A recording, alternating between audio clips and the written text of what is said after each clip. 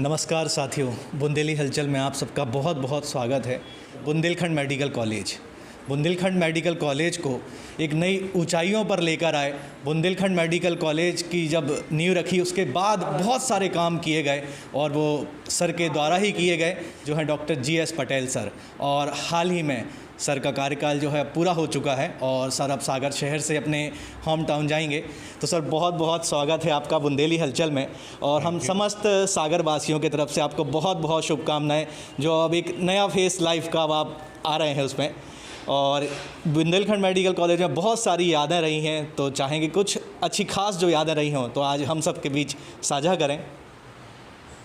वैसे तो देखा जाए ना कि जो सागर में बुंदेलखंड एरिया में जी, ये सालों से चल रही थी कि यहाँ मेडिकल कॉलेज होना चाहिए। बिल्कुल सर। 2 थे, 5 मेडिकल कॉलेज थे, उज्जैन और सागर का। जी जी। और सागरवासी कई सालों से उनका पूरा अधिकार था और उनके प्रयास से यहाँ मेडिकल कॉलेज आ गया है। ये बहुत बड़ी उपलब्धि है। हाँ। तो जहाँ जितने भी जनप्रतिनिधि, यहाँ की जनता ने उनने कुछ आशाओं के साथ ये डिमांड की होगी और ये बना है। चला, अच्छे से चला। जी जी। कुछ लड़खड़ाया भी, ये तो होता रहता है। जी हाँ। पर उसके बाद में सभी यहाँ पे जितने भी जनप्रतिनिधि, मीडिया और ये सब चीज़ें ने, इन लोगों ने ये समस्याएं सुलझाने के लिए प्रयास किया। और उसी वक्त में भोपाल में मैं डायरेक्टर मेडिकल एजुकेशन के पद पे था। जी। तो मेरे को माननीय मुख्यमंत्री महोदय ने कहा कि आप जाओ, ये सागर में क्यों प्रॉब्लम आ रही है। तो ये जो समस्या आपके द्वारा बताई गई है, शासन का काम उसको कैसे ठीक करना, और उसमें से मेरे को चुना, ये मेरा किस्मत था। जी हाँ। शुरुआत की और बहुत सारी चीज़ें हुई। खासकर जो क्या है कि मेडिकल कॉलेज खोलना, तो अपन को मेडिकल स्टूडेंट अच्छे बनाना है, तो वो अंडर ग्रेजुएट का अपना रिकग्नाइजेशन हो गया। जी हाँ। फिर उसके बाद में PG आ गई अपने यहाँ पे। जी जी। और इस तरीके से एक काम करते गए। और उसमें मैं अकेला नहीं हूँ, जी हाँ। मेरे साथ में पूरी टीम है। यहाँ पे जितने भी डॉक्टर्स थे, HOD थे, सुपरिटेंडेंट, सबके प्रयास से। जी जी। और ख़ासकर मीडिया का, मैं जितना डेली आता था कि मॉनिटरिंग आज ये हुआ, इन सब के सहयोग से धीरे धीरे करते गए। और आज अपन बहुत अच्छी चीज़ पोजीशन में आ गए कि लास्ट मेडिकल रीवा का 62 में बना था। उसके 45 साल के बाद में अपन बुंदेलखंड मेडिकल कॉलेज बना। और इसकी टोटल मिला के 10 साल की उम्र में उनने इतनी प्रगति कर ली कि यहाँ पे PG आ गई। हाँ। और बहुत सारी चीज़ें, ट्रेनिंग सेंटर खुल गए। जी हाँ। जी। और बहुत सारी चीज़ें हुई है। जी। और आगे भी मैंने ऐसा नहीं, वो चल रहा है, पाइपलाइन में ही है कि 250 का है। और दूसरी जो सुपर स्पेशलिटी है, क्योंकि यहाँ की जनता की आवश्यकता है।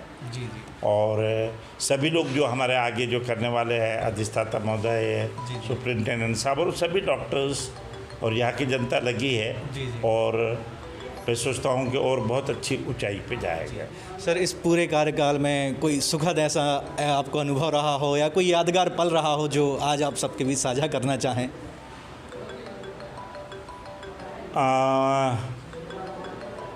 सबसे बड़ी बात तो ये है कि जो जिम्मेदारी मेरे को दी गई थी, जी जी। उसमें यहाँ के सभी स्टाफ का, छोटे से लगा के बड़ा स्टाफ, उसके सुख दुख में जी जी। सब साथी रहते हैं। जी बिल्कुल। मैंने कभी भी इतने साल, 40 साल के पीरियड में देखा, पर यहाँ पे कभी भी आधे घंटे पहले मीटिंग या रात को 2 बजे किसी को भी बुलाओ, कितना भी बड़ा डॉक्टर है, तुरंत आके देते।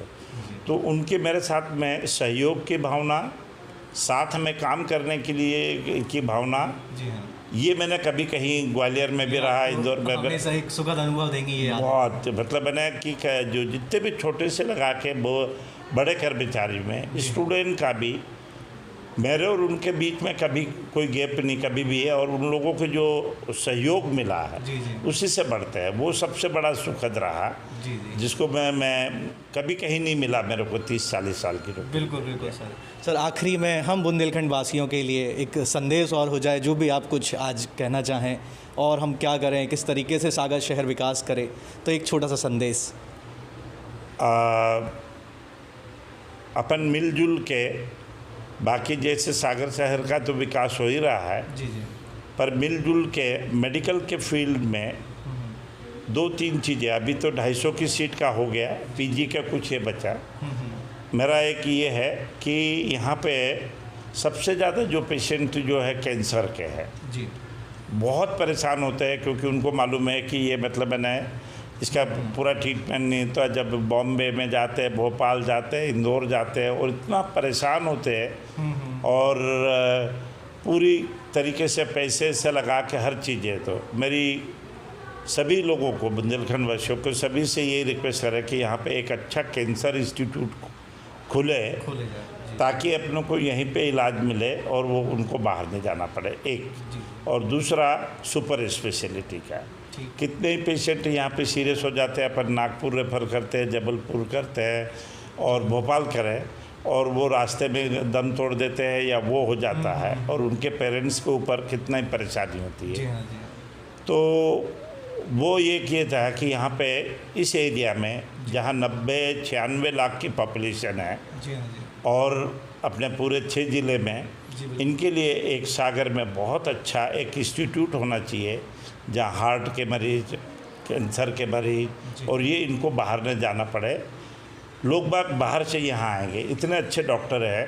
तो इस तरीके से ये मैं सभी सागर वासियों को और पूरे बुंदेलखंड वालों को मैं विश करता हूँ, और उसमें मेरा जितना भी सहयोग मिलेगा मैं करने के लिए तैयार हूँ। चलिए बहुत बहुत धन्यवाद सर, और हम भी ये मंगल कामना करते हैं जो आने वाले समय में सर दीर्घायु हों और ऐसे ही खुश रहें, हंसते रहें। बहुत बहुत धन्यवाद।